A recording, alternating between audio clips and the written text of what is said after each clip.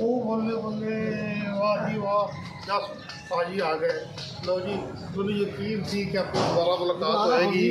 ਤੁਹਾਨੂੰ ਮਿੱਟੀ ਦਾ ਪਿਆਰ, ਜਲੰਧਰ ਦਾ ਪਿਆਰ ਖਿੱਚ ਕੇ ਲਿਆਏਗਾ, ਕਿਉਂਕਿ ਤੁਹਾਡੇ ਵਿੱਚ ਮੈਨੂੰ ਜਲੰਧਰ ਦੀ, ਆਪਣੇ ਦੇਸ਼ ਦੀ, ਆਪਣੇ ਬਜ਼ੁਰਗਾਂ ਦੇ ਦੇਸ਼ ਦੀ ਖੁਸ਼ਬੂ ਆਉਂਦੀ ਹੈ। ਜੀ ਆਇਆ ਨੂੰ ਹਾਂਜੀ, ਬਹੁਤ ਹੀ ਖੁਸ਼ੀ ਹੋਈ ਤੁਹਾਡੇ ਆਓ ਜੀ ਭਾਜੀ, ਆ ਜਾਓ।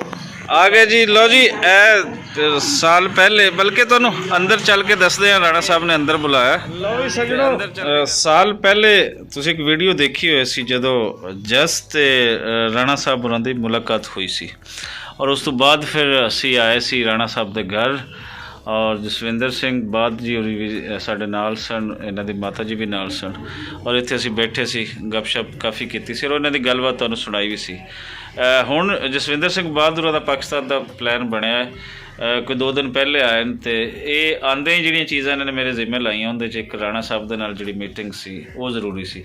ਰਾਣਾ ਸਾਹਿਬ ਵੀ ਬਾਈ ਚਾਂਸ ਪਿਛਲੇ ਕੋਈ 4-5 ਦਿਨ ਹੀ ਹੋ ਗਏ ਕੈਨੇਡਾ ਔਰ UK ਦੀ ਯਾਤਰਾ ਤੋਂ ਬਾਅਦ ਕੋਈ 3 ਮਹੀਨਿਆਂ ਬਾਅਦ ਇੱਥੇ ਮੁੜੇ ਨੇ, ਅਤੇ ਇਹ ਬੜਾ ਅੱਛਾ ਪਲਾਨ ਹੋਇਆ, ਬਹੁਤ ਅੱਛਾ ਬਿਹਤਰ ਰਿਹਾ, ਅਤੇ ਮੈਂ ਇਹਨਾਂ ਦੇ ਹੁਕਮ ਦੇ ਮੁਤਾਬਿਕ ਮੈਂ ਹਾਜ਼ਰ ਹਾਂ, ਇਹਨਾਂ ਨੂੰ ਲੈ ਕੇ ਇੱਥੇ ਪਹੁੰਚੇ ਹਾਂ।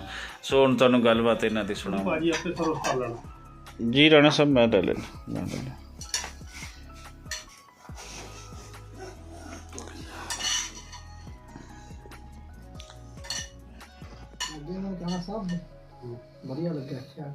क्या कहना जी भाजी, मैं तो जिस तरह मैं पहले अर्ज की ना कि मतलब जलंधर के बंदे ना अपने बजुर्गों की खुशबू आती है जी। सही गल है कि बजुर्ग जिस पिंड चों साडे आए जलंधर, हाँ जी, मैं देख के भी आया 2005 ਦੇ ਵਿੱਚ। ਹੁਣ ਕੋਈ ਵੀ ਬੰਦਾ ਮਿਲ ਜਾਂਦਾ। ਅੱਛਾ, ਫਿਰ ਜੋ ਤੁਸੀਂ ਗੱਲ ਕਰਦੇ ਹੋ ਨਾ, ਤੇ ਤੁਹਾਡਾ ਜਿਹੜਾ ਲਹਿਜਾ ਹੈ ਨਾ, ਉਹ ਤੁਸੀਂ ਸੀਗਾ ਕਿੱਦਾਂ ਜਿੱਦਾਂ ਜਦੋਂ ਕਹਿੰਦੇ ਉਹ ਮੈਨੂੰ ਬਿਲਕੁਲ ਯਾਦ ਆਉਂਦੇ ਨੇ। ਮੇਰੇ ਵਾਲਿਦ ਸਾਹਿਬ ਗੱਲ ਕਰ ਰਹੇ ਨੇ, ਮੇਰੀ ਵਾਲਦਾ ਗੱਲ ਕਰ ਰਹੀ ਹੈ, ਹਾਂਜੀ। ਤਾਂ ਯਕੀਨ ਕਰੋ, ਬਸ ਹੁਣ ਮਤਲਬ ਬਹੁਤ ਬੁਰਾ ਹਾਲ ਹੋ ਜਾਂਦਾ ਜੀ ਮੇਰਾ ਨਾ, ਮਾਂ ਬਾਪ ਕਹਿੰਦਾ ਨਾ ਯਾਦ ਆਉਂਦੇ ਨੇ। ਹਾਂਜੀ, ਨਹੀਂ ਹੋ ਜਾਂਦਾ ਮਤਲਬ ਇਹਨੂੰ ਕਹਿੰਦੇ ਨੇ ਮਿੱਟੀ ਦੇ ਨਾਲ ਪਿਆਰ। ਹੁਣ ਮਿੱਟੀ ਦੇ ਨਾਲ ਪਿਆਰ ਦੀ ਗੱਲ ਸੁਣ ਲਓ। ਉੱਥੇ ਕੈਨੇਡਾ ਇੱਕ ਸਰਦਾਰ ਸੀ, ਤੇ ਉਹ ਮੈਨੂੰ ਪਹਿਲੇ ਹੋਇਆ ਤਾਂ ਕਹਿੰਦੇ ਜੀ ਮੈਂ ਪਾਕਿਸਤਾਨੀ ਹਾਂ। ਹਾਂਜੀ, ਮੈਂ ਕਿਹਾ ਜੀ ਤੁਸੀਂ ਪਾਕਿਸਤਾਨੀ ਹੋ, ਕੀ ਨਨਕਾਣੇ ਦੇ ਹੋ? ਕਿਉਂਕਿ ਇੱਥੇ ਜ਼ਿਆਦਾ ਨਨਕਾਣੇ ਕਿ ਨਹੀਂ ਆਉਂਦੇ ਜੀ। ਨਹੀਂ, ਇਹ ਗੱਲ ਨਹੀਂ ਕਿ ਮੈਂ ਜੰਮਿਆ ਪਾਕਿਸਤਾਨ 'ਚ ਹਾਂ। ਸਾਡਾ ਸਮੁੰਦਰੀ ਸ਼ਹਿਰ ਦੇ ਕੋਲ ਚੱਕ ਸੀ। ਮੇਰੀ ਕੋਈ 10-12 ਸਾਲ ਦੀ ਉਮਰ ਸੀ ਜਦੋਂ ਅਸੀਂ ਉੱਥੋਂ ਮਾਈਗ੍ਰੇਟ ਕੀਤਾ। ਲੇਕਿਨ ਹਾਲੇ ਵੀ ਮੈਨੂੰ ਸਾਰੇ ਉਹ ਗਲੀਆਂ, ਮੁਹੱਲੇ, ਸਾਰਾ ਪਿੰਡ ਯਾਦ ਹੈ। ਔਰ ਹਾਲੇ ਵੀ ਮੈਂ ਜਦੋਂ ਖਾਬ ਦੇਖਣਾ ਤਾਂ ਮੈਨੂੰ ਪਿੰਡ ਹੀ ਨਜ਼ਰ ਆਉਂਦਾ ਹੈ ਕਿ ਪਿੰਡ ਦੇ ਦਰਮਿਆਨ ਦੇ ਵਿੱਚ ਪਾਣੀ ਦੀ ਟੈਂਕੀ ਸੀ, ਹਾਂਜੀ, ਬਾਹਰ ਬਾਗ ਸੀ। ਅਤੇ ਤੁਸੀਂ ਇਸ ਤਰ੍ਹਾਂ ਨਹੀਂ ਕਰ ਸਕਦੇ। ਤੁਹਾਡੀ ਬੜੀ ਮਿਹਰਬਾਨੀ ਕਿ ਮੈਨੂੰ ਕਿਸੇ ਤਰੀਕੇ ਦੇ ਨਾਲ ਨਾ ਉਹਦੀ ਕੋਈ ਮਾਲੂਮਾਤ ਮਿਲੇ, ਕੋਈ ਵੀਡੀਓ ਹੋਵੇ, ਉਹ ਹੋਵੇ। ਉਹ ਮੈਂ ਅਹਿਮਦ ਰਜ਼ਾ ਪੰਜਾਬੀ ਆਪਣੇ ਦੋਸਤ, ਇਹਨਾਂ ਨਾਲ ਰਾਬਤਾ ਕੀਤਾ। ਇਹਨਾਂ ਨੇ ਵੀ ਵਾਅਦਾ ਕੀਤਾ ਜੀ ਮੈਂ ਕਰਾਂਗਾ। ਹਾਂਜੀ, ਖੈਰ ਉਹ ਅਸੀਂ ਫਿਰ ਬਾਅਦ 'ਚ YouTube ਦੇ ਵਿੱਚ ਉਹਨਾਂ ਦੇ ਪਿੰਡ ਜਦੋਂ ਕੱਢਿਆ ਤਾਂ ਪਤਾ ਲੱਗਿਆ ਕਿ ਹੁਣ ਪਿੰਡ ਨਹੀਂ ਰਿਹਾ, ਉਹ ਸ਼ਹਿਰ ਦਾ ਹਿੱਸਾ ਬਣ ਗਿਆ। ਫਿਰ ਉਹਨਾਂ ਦੀ, ਹੁਣ ਤੁਹਾਨੂੰ ਮੁਹੱਬਤ ਦੀ ਮਿਸਾਲ ਦੇ ਰਿਹਾ ਕਿ ਜਦੋਂ ਮੈਂ ਆਉਣਾ ਸੀ ਨਾ, ਉਹਨੂੰ ਪਤਾ ਸੀ ਕਿ ਇਹਨੇ ਫਲਾਣੀ ਤਰੀਕ ਨੂੰ ਜਾਣਾ ਹੈ, ਅਤੇ ਉਹ ਅਮੂਮਨ ਆਉਂਦਾ ਸੀ 11 ਕੁ ਵਜੇ। ਹਾਂਜੀ, ਅਤੇ ਮੈਂ ਜਾਂਦਾ ਸੀ 10 ਵਜੇ ਦੇ ਕਰੀਬ। ਮੈਂ ਜਦੋਂ 10 ਤੋਂ ਵੀ 9:30 ਗਿਆ ਤਾਂ ਮੈਂ ਅੱਗੇ ਦੇਖਿਆ ਕਿ ਉਹ ਸਰਦਾਰ ਗੁਰਦੇਵ ਨਾਥ ਉੱਥੇ ਫਿਰ ਰਹੇ। ਹਾਂਜੀ ਹਾਂਜੀ, ਅਤੇ ਮੈਂ ਕਿਹਾ ਅੱਜ ਕਿਵੇਂ ਸਰਦਾਰ ਜੀ ਜਲਦੀ? ਉਹਨੇ ਕਿਹਾ ਯਾਰ ਮੈਂ ਤੁਹਾਡੇ ਵਾਸਤੇ ਹੀ ਆਇਆ। ਮੈਂ ਕਿਹਾ ਜੀ ਕਿਸ ਤਰ੍ਹਾਂ ਆਇਆ? ਮੇਰੇ ਵਾਸਤੇ ਕੀ? ਆਂਦੇ ਜੀ ਮੈਂ ਇੱਕ ਗੱਲ ਕਰਨੀ ਹੈ ਅਤੇ ਤੁਸੀਂ ਇਨਕਾਰ ਨਾ ਕਰਨਾ। ਮੈਂ ਕਿਹਾ ਅੱਛਾ, ਕਰੋ ਗੱਲ ਕਰੋ। ਉਹ ਆਂਦਾ ਜੀ ਮੈਂ ਅਨਪੜ੍ਹ ਸੀ।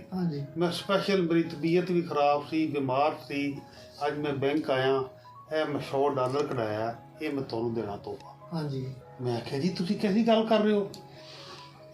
ਮੈਂ $100 ਕੀ ਕਰਨਾ ਹੈ? ਔਰ ਨੰਬਰ 2 ਤੁਹਾਡੀਆਂ ਪਿਆਰ ਮੁਹੱਬਤ ਇੰਨਾ ਹੀ ਕਾਫੀ ਹੈ ਜਿਹੜਾ ਆਪੇ ਨਾ ਰਹੇ ਹੈਂ। ਉਹ ਰੋਣ ਲੱਗ ਪਏ, ਹਾਂ, ਔਰ ਰੋ ਕੇ ਹੱਥ ਜੋੜ ਕੇ ਰੋਣ ਲੱਗ ਪਏ ਜੀ ਨਹੀਂ, ਇਹ ਤੁਸੀਂ ਇਨਕਾਰ ਨਾ ਕਰਨਾ, ਤੁਹਾਡੀ ਬੜੀ ਮਿਹਰਬਾਨੀ।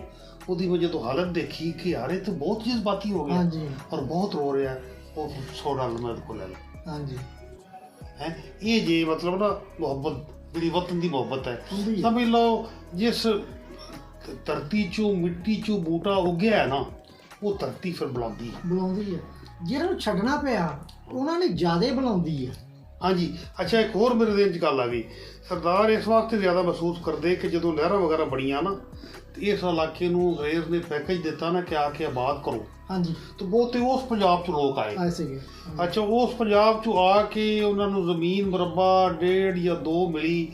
ਜਦੋਂ ਉਹਨਾਂ ਨੇ ਆਬਾਦ ਕਰ ਲਈ, ਖਾਣ ਪੀਣ ਲੱਗ ਪਏ, ਖੁਸ਼ਹਾਲ ਹੋ ਗਏ। ਉੱਤੋਂ 47 ਆ ਗਏ। ਹਾਂਜੀ। ਆ ਗਿਆ ਗੋ ਮੇਰੀ ਪੈਦਾਇਸ਼ ਇੱਥੇ ਹੈ। ਹਾਂਜੀ। ਲੇਕਿਨ ਮੇਰੇ ਵਾਲਦੈਨ ਨੇ ਆਪਣੇ ਪਿੰਡ ਨੂੰ ਇੰਨਾ ਯਾਦ ਕੀਤਾ, ਇੰਨਾ ਯਾਦ ਕੀਤਾ। ਮੇਰੀ ਅਸੀਂ ਨਾਲ ਹੀ ਕਸਬਾ ਹੈ ਨਾ ਸਾਡੇ ਮੌਜੂਦਾ ਪਿੰਡ ਦੇ, ਉੱਥੇ ਜਦੋਂ ਕਿਸੇ ਨੇ ਜਾਣਾ ਨਾ ਚੀਜ਼ ਲੈਣ, ਤੇ ਮੇਰੀ ਵਾਲਦਾ ਨੇ ਕਹਿਣਾ ਕਿ ਉਹ ਮਲਸੀਆਂ ਚੱਲੇ ਆ ਤੇ ਆ ਚੀਜ਼ ਲੈ ਕੇ ਆਉਣਾ। ਹਾਂਜੀ। ਅਸੀਂ ਕਹਿਣਾ ਮਾਂ ਜੀ ਮਲਸੀਆਂ ਕਿਹੜਾ ਹੈ, ਲੇਕਿਨ ਉਹਨਾਂ ਦੇ ਦੇਹ 'ਚ ਮਲਸੀਆਂ ਨਿਕਲੇ ਹੀ ਨਹੀਂ। ਮਲਸੀਆਂ ਤਹਿਸੀਲ ਨਕੋਦਰ ਦੇ ਵਿੱਚ ਹੈ, ਛੋਟਾ ਜਿਹਾ ਕਸਬਾ ਹੈ ਜਿੱਥੇ ਸਾਡਾ ਪਿੰਡ ਹੈ। ਤੇ ਉਹ ਮਤਲਬ ਇਹ ਮੈਨੂੰ ਪੈਦਾਇਸ਼ ਤੋਂ ਹੀ ਮੁਹੱਬਤ ਪਿਛਲੇ ਦੇਸ਼ ਦੀ, ਹਾਂਜੀ, ਉਹਨੂੰ ਦੇਸ਼ ਕਹਿੰਦੇ ਹੁੰਦੇ ਸੀ। ਹਾਂਜੀ। ਉਹ ਐਸੀ ਮਿਲੀ ਕਿ ਹੁਣ ਮੈਂ ਜਦੋਂ ਕੈਨੇਡਾ ਗਿਆ ਤੇ ਮੇਰੀ ਬੜੀ ਖਾਸ਼ ਸੀ ਕਿ ਮੇਰੇ ਵੱਡੇ ਭਾਈ ਸਾਹਿਬ ਜਿਹੜੇ 90 ਦੇ ਕਰੀਬ ਨੇ, ਉਹ ਜੀਂਦੇ ਨੇ। ਮੇਰੀ ਸਿਸਟਰ ਜਿਹੜੀ ਹੈ ਉਹ ਕੋਈ 85 ਦੀ ਹੋਏਗੀ। ਹਾਂਜੀ ਹਾਂਜੀ। ਮੈਂ ਕਿਹਾ ਕਿ ਉਹਨਾਂ ਦੇ ਵਾਸਤੇ ਨਾ ਮੈਂ ਕੋਈ ਵੀਡੀਓ ਲੱਭਾਂ ਆਪਣੇ ਪਿੰਡ ਦੀ। ਤਾਂ ਬਾਈ ਚਾਂਸ ਇੱਕ ਦਿਨ ਮੈਨੂੰ ਡਾਕਟਰ ਇਕਬਾਲ ਸਿੰਘ ਮਿਲ ਗਿਆ। ਉਹਨੇ ਕਿਹਾ ਜੀ ਮੈਂ ਮਲਸੀਆਂ ਵੈਟਨਰੀ ਡਾਕਟਰ ਲੱਗੇ ਨੇ। ਮੈਂ ਉਹਨੂੰ ਕਿਹਾ ਕਿ ਜੀ ਡਾਕਟਰ ਸਾਹਿਬ ਮੇਰੇ 'ਤੇ ਇਹ ਤਾਂ ਮਿਹਰਬਾਨੀ ਕਰੋ, ਉਹ ਬੰਦਾ ਸਾਡੇ ਪਿੰਡ ਭੇਜੋ ਅਤੇ ਉਹ ਵੀਡੀਓ ਬਣਾਵੇ। ਉਹ ਬਹੁਤ ਮਿਹਰਬਾਨੀ ਡਾਕਟਰ ਇਕਬਾਲ ਸਿੰਘ ਦੀ। ਉਹਨੇ ਬੰਦਾ ਭੇਜਿਆ, ਉਹਨੇ ਵੀਡੀਓ ਬਣਾਈ। ਲੇਕਿਨ ਉਸ ਵੀਡੀਓ ਨਾਲ ਮੇਰੀ ਤਸੱਲੀ ਇਸ ਵਾਸਤੇ ਨਹੀਂ ਹੋਈ। ਮੈਂ ਚਾਹੁੰਦਾ ਕਿ ਉਸ ਪਿੰਡ ਦਾ ਕੋਈ 85 ਤੋਂ ਲੈ ਕੇ 90 ਸਾਲ ਦਾ, ਚਲੋ 85 ਸਾਲ ਦਾ ਹੀ ਹੋਵੇ, ਬੰਦਾ ਲੱਭੇ ਜਿਹੜਾ ਵੀਡੀਓ ਬਣਾਉਣ ਵਾਲੇ ਦੇ ਨਾਲ ਹੋਵੇ ਔਰ ਉਹਨੂੰ ਦੱਸੇ ਕਿ ਜੇ ਇੱਥੇ ਪਹਿਲੇ ਮਸਜਿਦ ਹੁੰਦੀ ਸੀ, ਹੁਣ ਗੁਰਦੁਆਰਾ ਬਣ ਗਿਆ।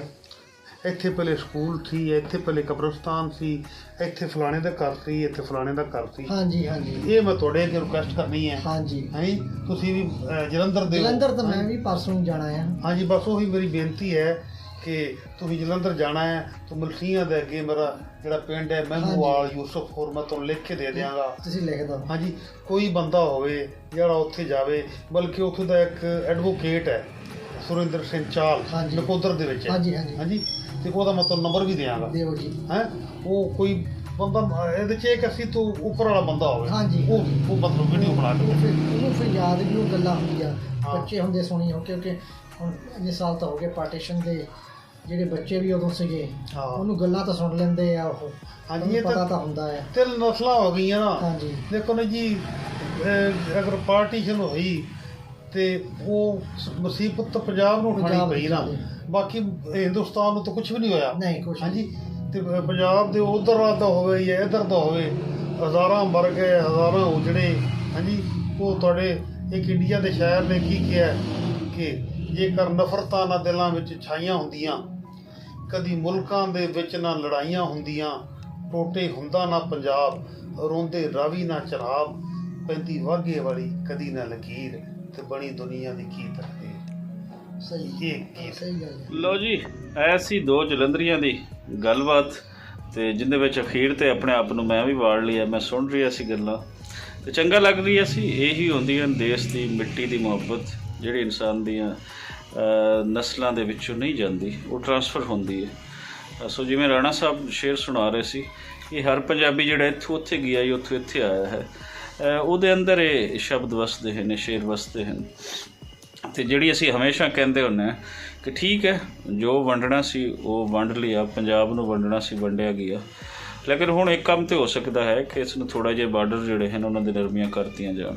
ਕੋਈ ਜਲੰਧਰ ਜੰਮਿਆ ਹੈ ਅਤੇ ਉਹ ਜਲੰਧਰ ਦਾ ਵਿਜ਼ਿਟ ਤਾਂ ਕਰਕੇ ਆ ਜਾਵੇ।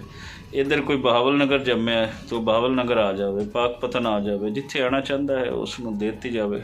ਔਰ ਇਹ ਆਮ ਬੰਦਾ ਜਿਹੜਾ ਹੈ ਇਹ ਦੋਨੋਂ ਰਿਆਸਤਾਂ ਦਾ ਕੁਛ ਸੰਵਾਰੇਗਾ, ਕੁਛ ਵਿਗਾੜੇਗਾ ਨਹੀਂ।